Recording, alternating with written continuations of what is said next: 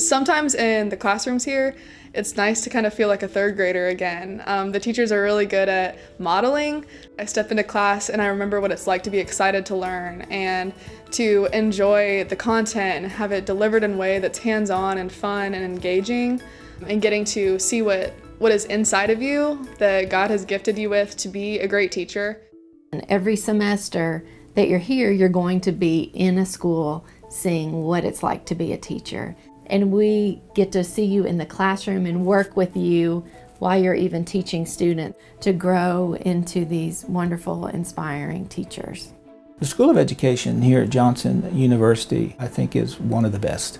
When they come to Johnson, they have a chance to grow, develop a skill set, and be prepared for a world that's out there beyond Johnson.